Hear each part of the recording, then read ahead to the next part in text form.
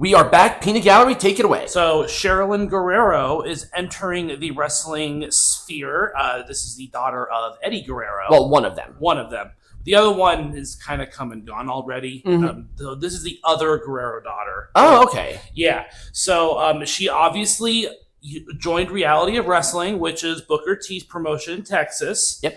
And in case you didn't know, this is right after she came out with her allegations of abuse by her stepfather over the year. So she kind of sees this as kind of a natural evolution of her journey. So it's good for her. I was not aware of that. Yes. Yeah, sexual assault by her stepfather after, I think this is the one after Eddie Guerrero died, with Vicky.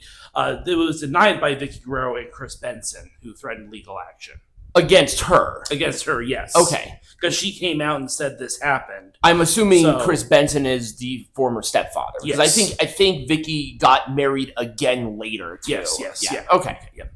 All right, so CJ Perry, many of you might know her as Lana, is stepping into the podcast scene because God knows we don't have enough podcasts. The irony of us doing a podcast about a podcast is not lost upon me, by the way. But this is a podcast co-hosted with Jonathan Saba, who is a film producer, and it is described as featuring two professional fakers who made a living playing the part, according to both hosts. So it's not like a wrestling podcast per se. No, but it's a former wrestling personality. Yes.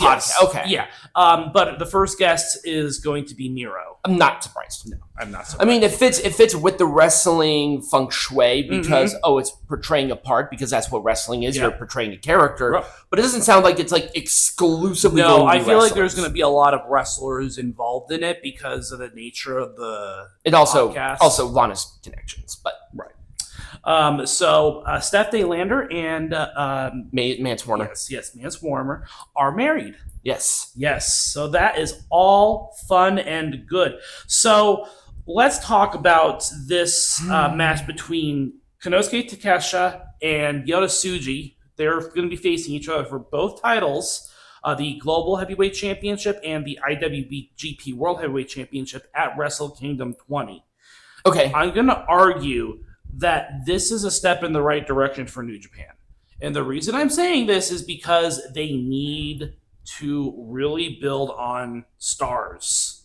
Like, I know that Takeshita is an AEW guy, but I think that since New Japan essentially has this guy, they're going to use this guy to elevate some of their own stars to finally replace the stars that ironically AEW stole from New Japan Pro Wrestling. Okay, so I think this is a power play to say, okay, we have this AEW guy, let's have him face all of our rising stars. Whether or not they win or lose doesn't matter, but we just need to use AEW people to build up our people. Okay, so this is not a title unification. No, it's not. This is not the situation. This is a double title match. Okay, I don't know.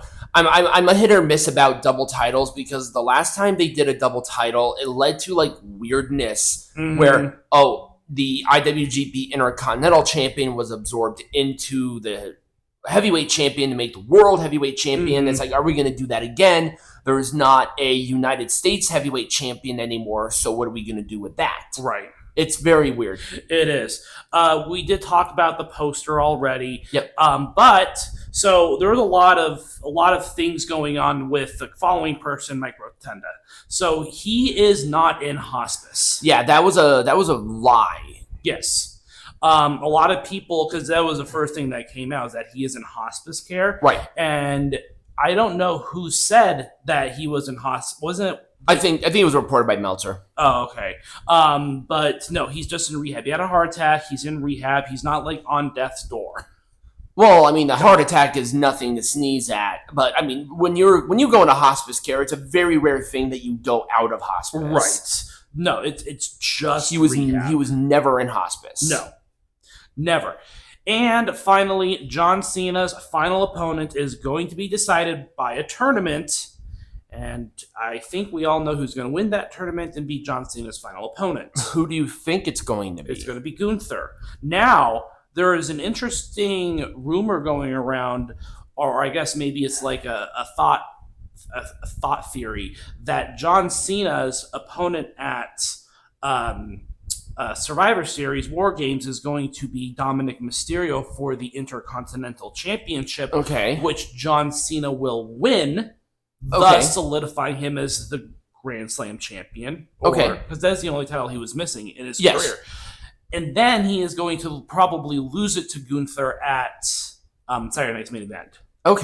That's kind of the theory. I don't know. I think this is not a bad idea. I do think that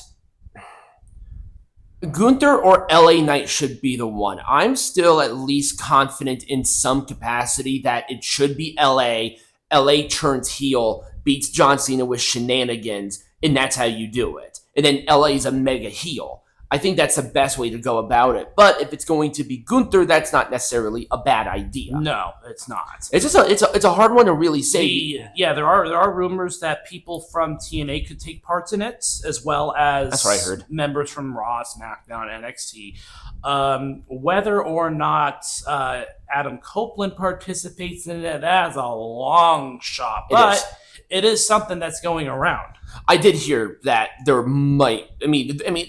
I feel like WWE would be okay with it, just like that one last one, but AEW just there's a lot of weird things going on in AEW with some of these, because Chris Jericho is rumored to be leaving soon. There's a lot going on, but I think that having a tournament at this time of year is a really good thing, especially with football kind of dominating the ratings, and with I guess they're not on cable, but you know what I mean. Like, people's minds are on football. This is a good way to get more eyes to come on to wrestling. Also, the end of the year tends to be lower in ratings in do. general because the holidays. And I think tournaments are really easy booking for this. So. And a high-profile tournament like this is actually, I actually like that. Right. I mean, it makes sense. Yeah. I guess. So when we come back, we're going to talk about the good and the bad about Saturday night's main event. All right.